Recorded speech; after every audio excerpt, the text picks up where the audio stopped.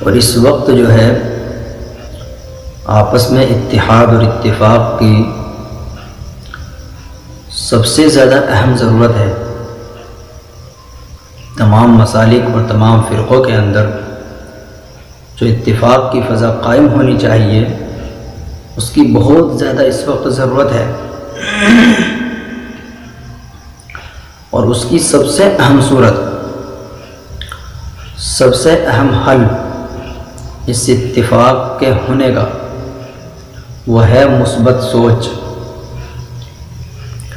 جب مثبت سوچ پیدا ہوگی تو آپسی اتفاق اور اتحاد کی فضا قائم ہوگی۔ کیوں؟ مسالک اور مذاہب کے درمیان اختلاف جو وجود میں آتا ہے وہ وجود میں آتا ہے تنقیدات سے۔ تنقیدات اگر صحیح ہوتی ہیں اور علمی ہوتی ہیں ان کا فائدہ بھی نکلتا ہے، لیکن جب تنقیدات ضد بن جاتی ہیں اور آپس میں ایک دوسرے کے ساتھ مداہنت ہونے لگتی ہے تو اس وقت یہ اتفاق کی فضا ٹوٹنے لگتی ہے اور پھر فرقے وجود میں آتے ہیں، بلکہ فرقوں کے اندر اور کثرت ہو جاتی ہے۔ اب سب سے اہم اور سب سے مین چیز جو اس وقت امت کو جس کی ضرورت ہے وہ اتفاق کی فضا کی ہے۔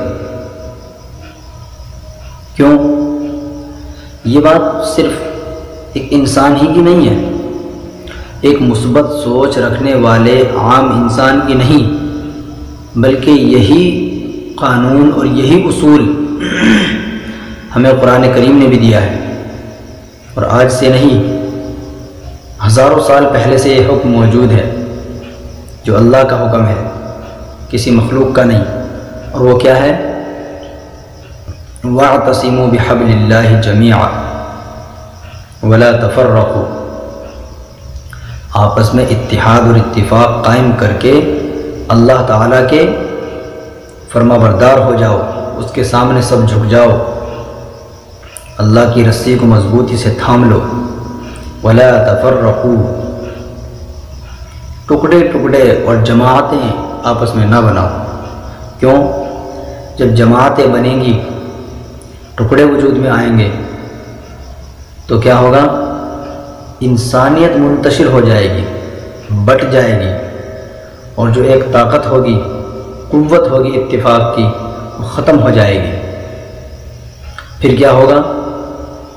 مذہب کے اوپر بھی حملہ آور ہوں گی قومیں، اور ملک کے اندر بھی حملہ آور ہوں گی قومیں، اور جب ملک کے اندر اتحاد اور اتفاق قائم ہوگا تو ملک بچا رہے گا، دوسرے لوگوں کے اندر اس کا رعب ہوگا، اور جب اتفاق کی فضا قائم رہے گی تو دوسرا فائدہ ہوگا کہ انسان کا مذہب محفوظ رہے گا، کوئی اس پر حملہ آور نہیں ہو سکے گا، کوئی اس کے دین کے اندر غلط عقیدہ، غلط فیصلہ داخل نہیں کر سکے گا۔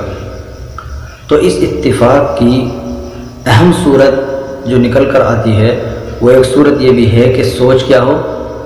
مثبت ہو، مثبت سوچ ہو، اور انسان کی زبان اور انسان کا قلم یہ تنقیدات سے خالی ہو، تو انشاءاللہ العزیز اتفاق کی فضا وجود میں آئے گی، اور اس سے بہت بڑا نفع امت مسلمہ کو حاصل ہوگا۔